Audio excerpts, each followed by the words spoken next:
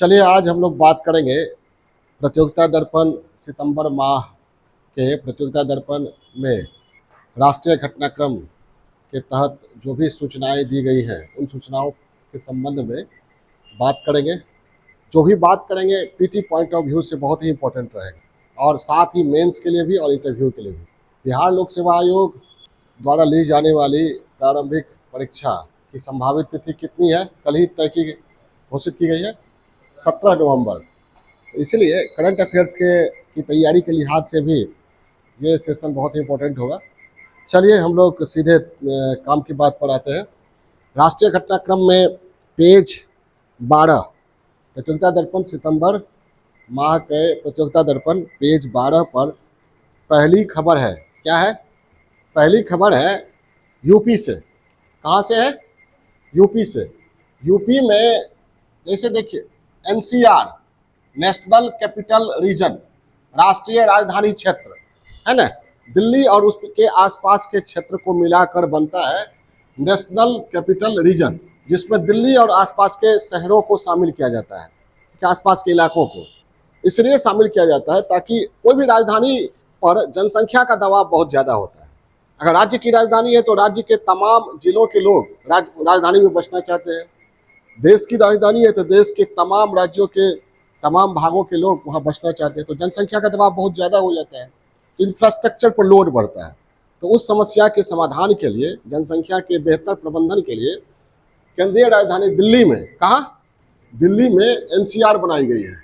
NCR national capital region मतलब क्या हुआ? राष्ट्रीय राजधानी क्षेत्र।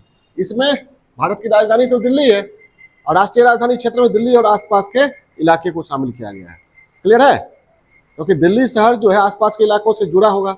बहुत सारे लोग ऐसे होंगे जो रोज दिल्ली से बाहर से दिल्ली आएंगे जाएंगे। क्लियर है? जैसे नोएडा है, पानीपत है, गुड़गांव है, वगैरह वगैरह दिल्ली के आसपास है ना। इसी तर्ज पर खबर जो है दर्पण में यूपी से है। इसी तर्ज पर यूपी में यूपी स्टेट कैपिटल रीजन, क्या?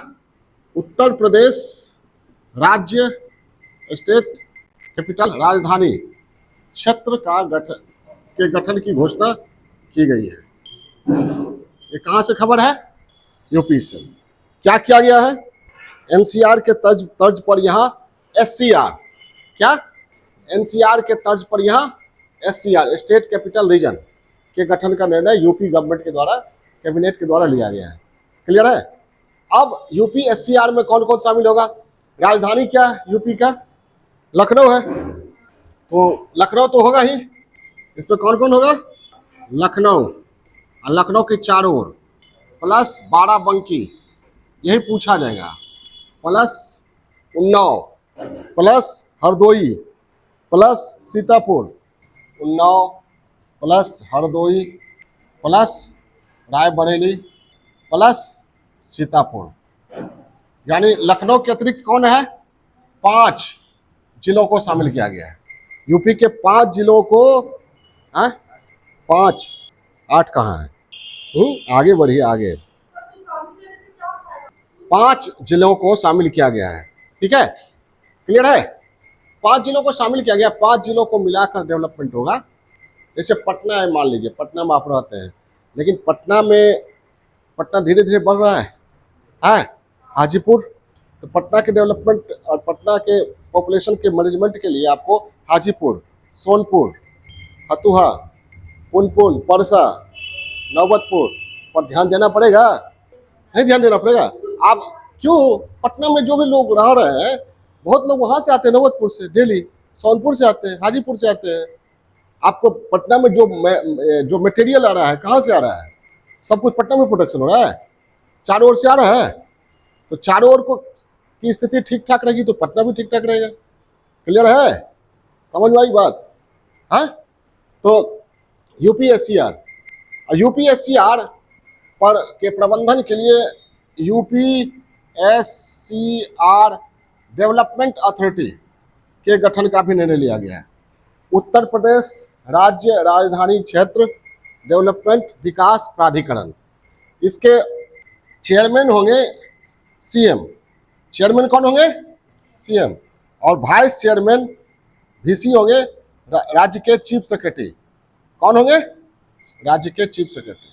और यही ये यूपी प्लस ये 5 जिलों के डेवलपमेंट के बारे में ये अंतिम निर्णय इसका। क्लियर है? विजन क्लियर हो गया। जनसंख्या के दबाव को सही ढंग से प्रबंधन के लिए ये गठन का निर्णय लिया गया है।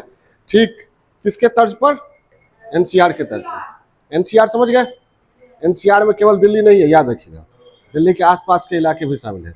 उसी तरह एससीआर में केवल लखनऊ नहीं है, अगल बगल। State capital Lucknow, state capital region UP, Lucknow plus इतना। अंतर समझ में आई बात? National capital Delhi, national capital region Delhi plus आसपास। रीजन क्लियर हुआ? है? चलिए अब दूसरी खबर जो है, दूसरी खबर पर आइए। चलिए दूसरी खबर है 3 नए आपराधिक कानून के बारे में जो 1 जुलाई 2024 से भारतवर्ष में लागू किया गया। ये 3 नए आपराधिक कानून कौन कौन है? पहला, भारतीय न्याय संहिता 2023, जिसको संक्षेप में BNS कहते हैं। इसमें 358 धाराएं हैं। कितनी है? 358 धाराएं हैं। ये स्थान किसका लिया है? IPC 1860 का स्थान लिया है।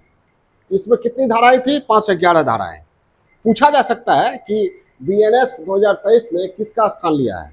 IPC का, CRPC का, इंडियन एविडेंस एक्ट का? क्वेश्चन पूछा जा सकता है ना, तो इस पर कंफ्यूज नहीं कीजिएगा। तो BNS ने किसका स्थान लिया? IPC का। IPC में धाराएं कितनी थी? 511। BNS में कितनी धाराएं? 358। क्लियर है?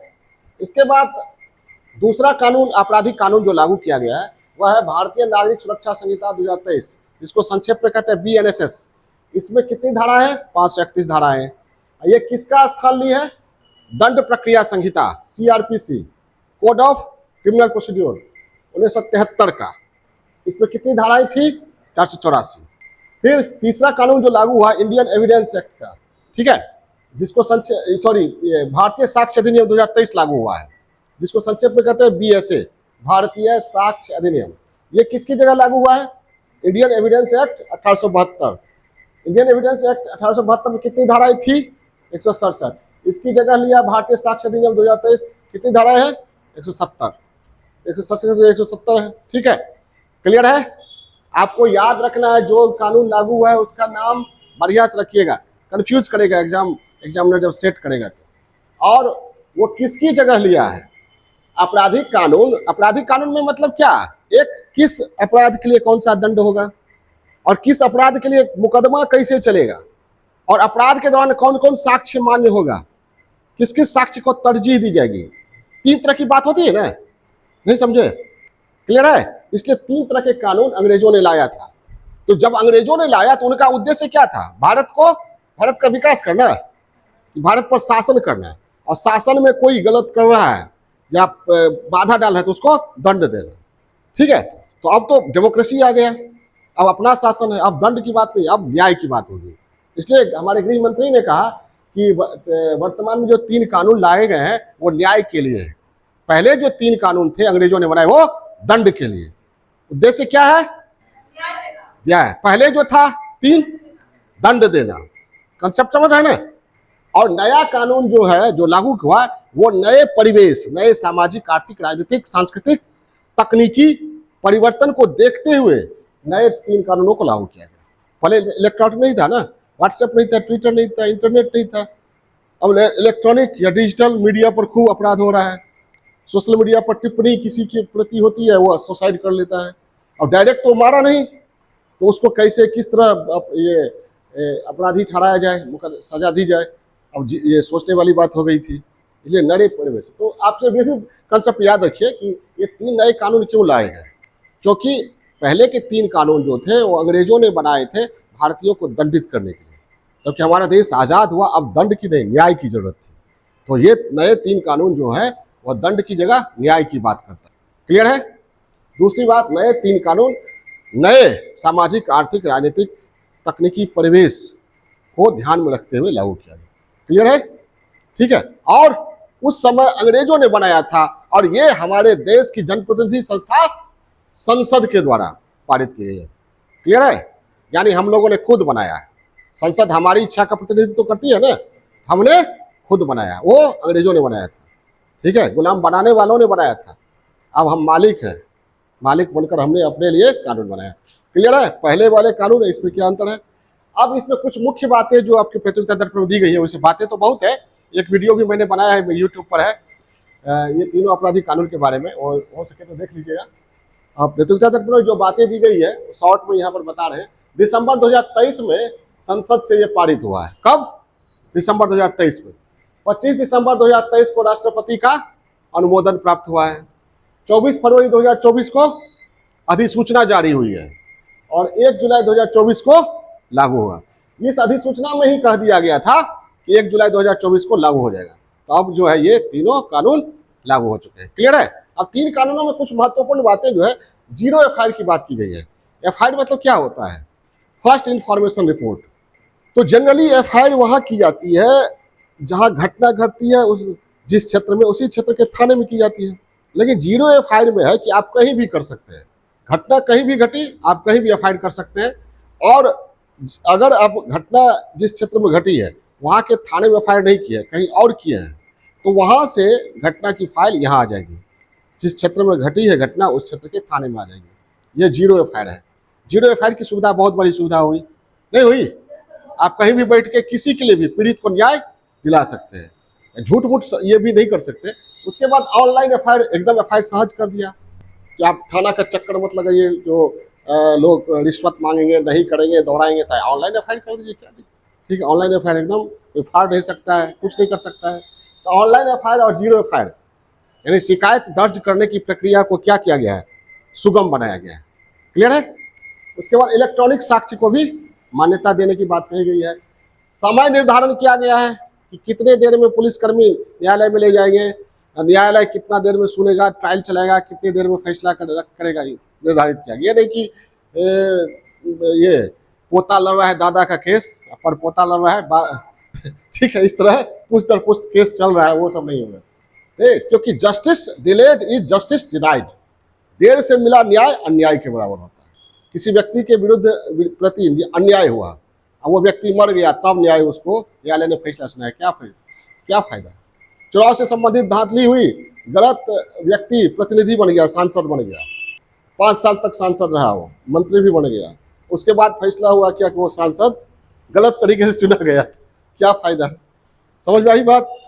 ठीक है, किसी व्यक्ति ने किसी पर गलत इल्जाम लगा दिया, मान लीजिए किसी लड़की ने लड़के पर गलत इल्जाम लगा दिया, या लड़के ने लड़की पर गलत इल्जाम लगा दिया, अब वो चला गया 10 साल 15 साल 20 साल जेल, उसका सारा करियर खत्म। उसके बाद पता चला कि वो सही था। समझ में आई बात? तो ऐसे मामलों का निराकरण हो सकेगा, समय निर्धारण कर दिया गया। ठीक है, उसके बाद आतंकवाद को परिभाषित किया गया। अब राजद्रोह की जगह देशद्रोह, उस समय अंग्रेजों का राज था, ठीक है, इसलिए राजद्रोह की बात थी। अब अंग्रेजों का राज नहीं ना, अब देशद्रोह की बात। और कभी कभी होता क्या है कि राज्य सरकार राजनीतिक कारणों से एक तरफा मुकदमा वापस ले लेती है। इसमें है कि नहीं, जब तक पीड़ित पक्ष को बढ़िया से न्यायालय नहीं सुनेगा तब तक एक मुकदमा वापस नहीं ले जाएगी। तो आपराधिक कानून को सरल किया गया है और दंड की जगह न्याय की बात कही गई है। नए कानून नए परिवेश के अनुरूप है। क्लियर है? चलिए, तीसरा इंफॉर्मेशन महज इंफॉर्मेटिव है। जानते हैं आप लोग, जेपी नड्डा राज्यसभा में सदन के नेता बने हैं, और प्रतिपक्ष के नेता कौन है राज्यसभा में? कांग्रेस के मल्लिकार्जुन खड़गे। राहुल गांधी तो लोकसभा में बने हैं ना। तो तीसरा इंफॉर्मेशन क्या है? राज्यसभा से है। कहां से है? राज्यसभा से। क्या है? राज्यसभा। सदन के नेता कौन बने हैं? नेता जेपी नड्डा बीजेपी के हैं, और नेता प्रतिपक्ष राज्यसभा में कौन है? 2021 से ही है। कौन? मल्लिकार्जुन खड़गे। ये कौन है? कांग्रेस के अध्यक्ष है, ये भी बताना पड़ेगा। ठीक है, नेक्स्ट चौथा इंफॉर्मेशन है लोकसभा से। लोकसभा में नेता विपक्ष कौन बने हैं? राहुल गांधी। इसका थोड़ा एनालिसिस कर दे। नेता विपक्ष बनने के लिए कितना चाहिए? सदन की कुल सदस्य संख्या का कितना? 10% चाहिए ना सीट। तो कम से कम कितना? कम से कम 55।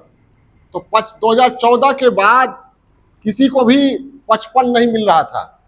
सत्ता पक्ष को छोड़कर विपक्ष में किसी भी पार्टी को 55 सीट नहीं मिला था। 2024 के चुनाव में 24 ना, कितना कांग्रेस को कितना मिला? 99। तो ये नेता विपक्ष के हकदार हो गया। नेता विपक्ष चुना गया किनको? राहुल गांधी। क्लियर है? नेता विपक्ष को याद रखिएगा, कैबिनेट मंत्री का दर्जा प्राप्त होता है और कैबिनेट मंत्री को मिलने वाली तमाम सुविधाएं नेता विपक्ष को मिलती हैं।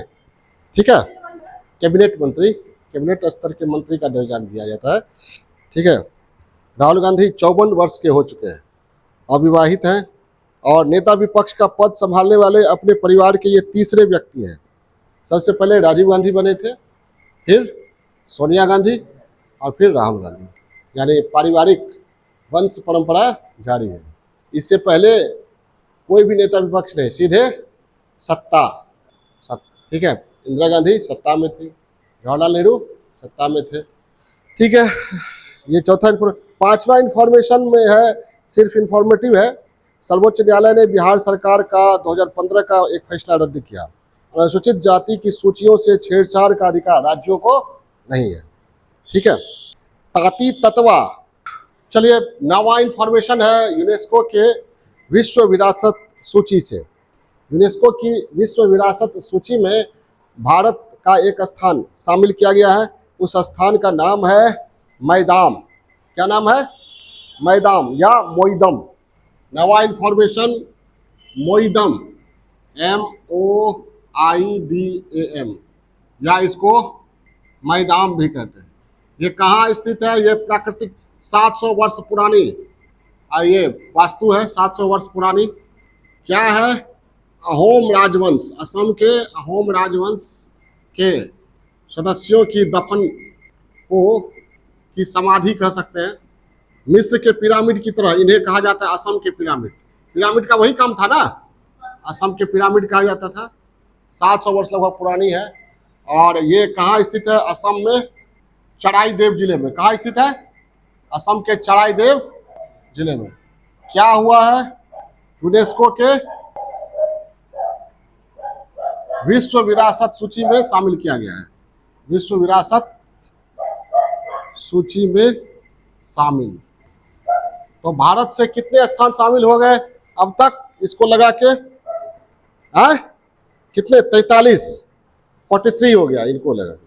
जैसे 35 है कल्चरल प्रॉपर्टीज, 7 है नेचुरल हेरिटेज और 1 है मिश्रित हेरिटेज। एक ही है मिश्रित हेरिटेज, मिक्स्ड हेरिटेज। कौन है बताइए? चंपानेर का पावागढ़ आर्कियोलॉजिकल पार्क, याद रखिएगा। Archaeological park Champaner